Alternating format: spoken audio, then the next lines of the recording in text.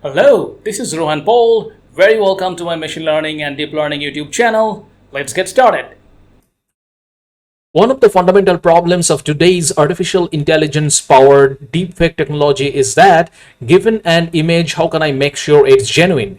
Because image created by algorithm like GAN, Generative Adversarial Network, has become so real that it has become virtually impossible for a human to decide if an image is real or fake. Hence, today's video will be about this newly published paper that aims to solve this problem at least to some extent.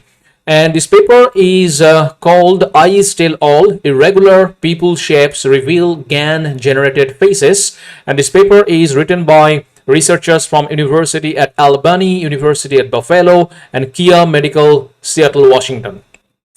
As per this paper, for real human, the shape or the geometrical shape of the pupil of our eyes are mostly circular or elliptical, except in very rare cases. But the paper here investigate how GAN-generated images does not conform to the circular or elliptical shape of the pupil. So at the very first page of this paper, I Still All, they show this image of an eye. So I have the iris outer boundary, pupil outer boundary here in the yellow. This is the iris and the pupil. Okay, and now this is the important part. So what they tell is that examples of pupils of real human on the left and GAN generated are the ones on the right. Note that the pupils for the real eyes are in circular or elliptical shapes. These one they are talking about, while those for the GAN generated pupils are much irregular here in red. So for GAN generated faces, the shapes of the people are very different from each other when zoomed in. So here in this paper, the authors propose a method to automatically estimate the shape of pupils and determine if it is human-like enough. And overall, their approach can be divided into these 4 steps. The first one is crop the face and then eyes. They used dlib for this. Then segment out the pupils, you get the predicted mask.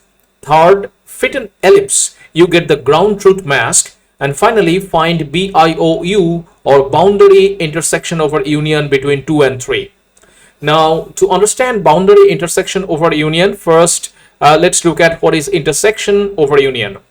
So IOU or intersection over union is defined as the ratio of intersection of ground truth and predicted segmentation outputs over their union. Intersection over union is simply an evaluation metric. Any algorithm that provides predicted bounding boxes as output can be evaluated using IOU. And the BIOU, that is boundary intersection over union, is a new segmentation evaluation measure focused on boundary quality. This new metric tracks boundary quality improvements that are generally overlooked by the current mask IOU based evaluation metric. So BIOU is just a generalization of IOU where we focus only on the boundary pixels of the mask instead of the whole mask. So if BIOU is too low, that means that the predicted pupil is deviating from the elliptical shape, and thus the eyes, that is the face, is fake or generated.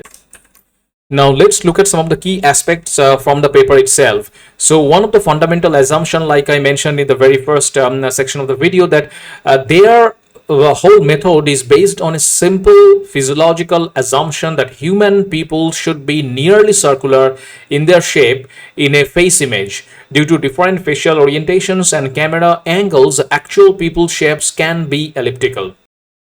And then they describe the flow of their work, which is here under the method section of the paper, that their automatic fake face detection pipeline starts with a face detector to identify any face in the input image. We then extract the facial landmark points to localize the eyes and then perform pupil segmentation.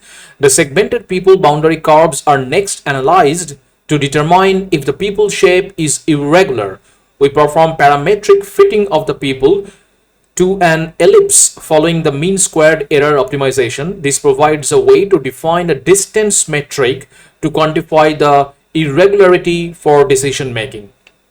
And okay, these are the overall steps, and these steps are actually detailed here in the next section, that is 3.1, 3.2, and 3.3. Let's quickly go over them actually. So the first step is people segmentation and boundary detection. We adopt the D-leaf face detection to locate the face and extract the 68 facial landmark points provided in D-leaf. Then next they do the ellipse fitting to the people boundary. Fit an ellipse to the people mask via least square fitting. So the least square fitting determines the ellipse parameter theta, minimizing the distance between the people boundary points, and a parametric ellipse represented by this equation fu theta. And fu theta represents the algebraic distance of a 2D point xy to the ellipse, and a perfect fit is indicated by fu theta being equal to 0. The fitting solution is obtained by minimizing the sum of squared distances over the n data points from the people boundary. So this is the equation, and this is the constraints, so it's a minimization problem here. And the final step is estimating the people shape irregularity.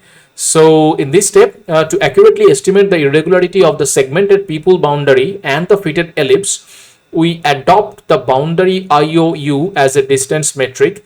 BIOU is widely used in image segmentation where the sensitivity of the object boundary is important. Instead of considering all pixels, BIOU calculates the IOU for masked pixels within a certain distance from the boundary contours between the predicted mask and the corresponding ground truth mask. Thus, BIOU can better focus on the matching of the boundaries of the two shapes. We okay, what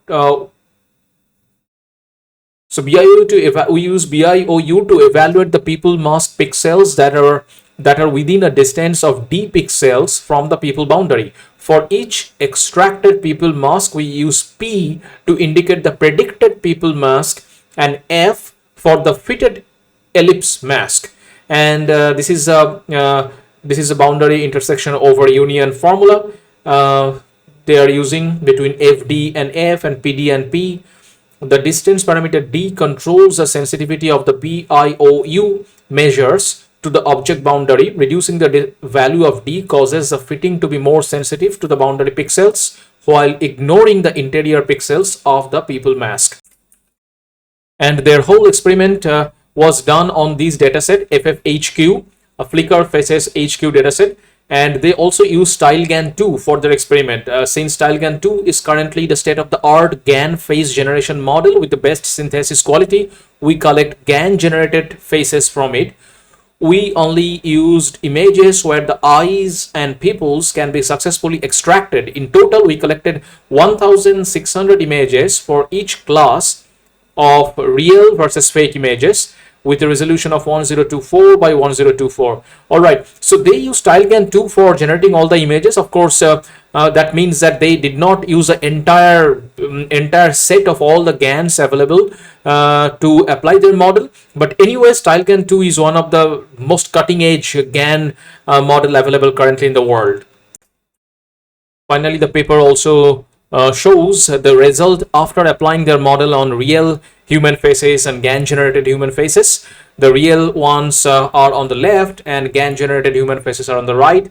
The pixels of the predicted people mask within distance d equal to 4 from the prediction boundary contours are highlighted. The BIOU scores with d equal to 4 between the predicted people mask and the ellipse fitted ones are shown on each image. So you can see that the BIOU score is super high for the real human faces on the left, 0.98, 0.93 and so on. But that score is super low for the generated ones, 0.31, 0.35, and obviously you can see that the people here are not at all circular. So okay, makes sense. Now, overall, obviously, there are some cons here as well. Some real people do have irregular iris shape. That is, those irises deviate from elliptical shape, and thus, this new method proposed in this paper would produce false positive for real humans that have certain eye conditions. And the paper itself gives an example of that these are the examples of diseased and infection eyes. These people from images of real faces contain abnormal non-elliptical pupil shape, which only occurs rarely in real life. All right, although it's rare, but this situation does indeed occur, and in this case the model proposed here would fail indeed. And the number two is that since GAN generated face detection is like a super competitive race in the world of computer vision currently, so we can be certain that they will learn these eye people feature very soon. So the next generation of style GANs will do their best to make the right kind of image generations in the next version. So the face detectors proposed in this paper may not hold on to its ground for long. That pretty much wraps up this video. And before ending, a quick word that I'll be uploading videos to my channel pretty frequently on the subject of deep learning and machine learning in general. So if you have not subscribed yet, do subscribe. And if you like this video, smash the like button. All right, see you in the next video.